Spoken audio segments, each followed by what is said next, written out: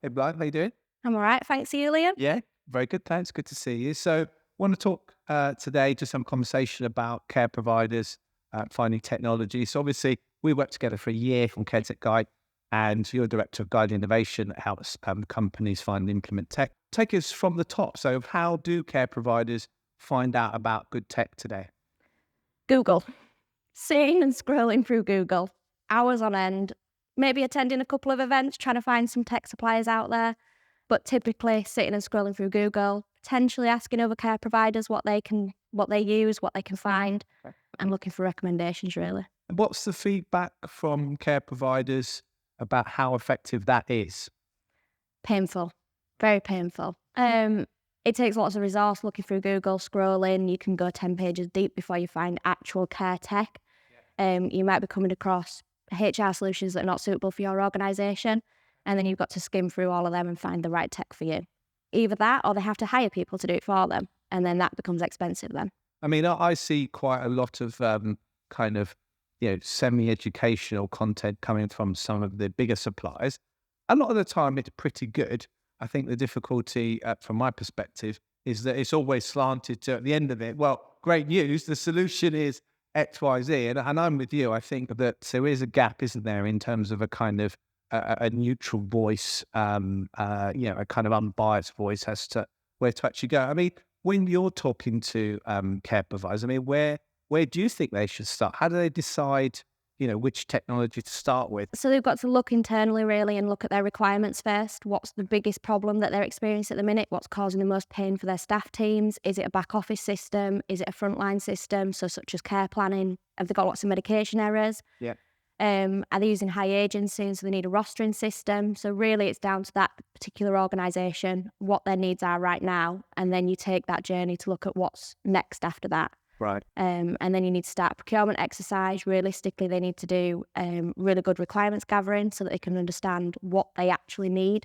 And that's not just from the directors, that's from the staff themselves as well that are actually delivering care. They need to get everybody's level of involvement in the requirements so that they get the right solution for them. There's different marketing mediums, and in my view, that they're all needed. I mean, how would you sort of compare sort of how useful, in-person events, exhibitions, online search? What do you think the right balance is? I mean, events are fantastic, but they're quite confusing for care providers. There's a hell of a lot in the room that day. They've got to go and look at all these different solutions. If they don't even know where they're starting yet, they could leave more confused than when they entered. I think, best practice really is going and talking to somebody, talking to each other, seeing what each other's doing first, where they are on their digital journey, or even speak to an expert. I mean, the solution really is CareTech Guide there. Oh, got you. I think if people are looking to work out what to do, to create a strategy, I think that when you look at some of the marketing materials from good quality suppliers, I think they're often using similar adjectives and similar words. So I think it's actually hard to differentiate Yeah. the products. And then you've got to get through the filter of salespeople as well. All the bias, all the cherry-picked case studies that they're presenting to you right there and then, all the things that they're telling you the system might do it later, but might not do it right now. And then you've got to try and pick which is the best system for you that's going to solve your needs. I think part of the difficulty for social care to embrace tech is that oftentimes the people working in those services, tech is not the norm.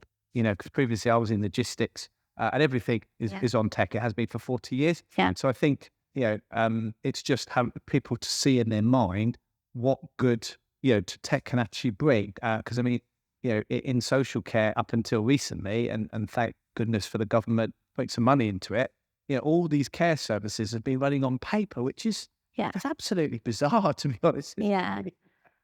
Yeah. And one of the things that care providers should do really is if they've got a staff team that have used systems elsewhere and they've potentially moved into their organisation, listen to what they've got to say and listen to what suggestions they're making, whether they've experienced a system that was really bad or whether they've experienced a system and they think it's the best thing since sliced bread. They should take that on board, definitely. Got you. Okay, perfect. Thank you, Blythe.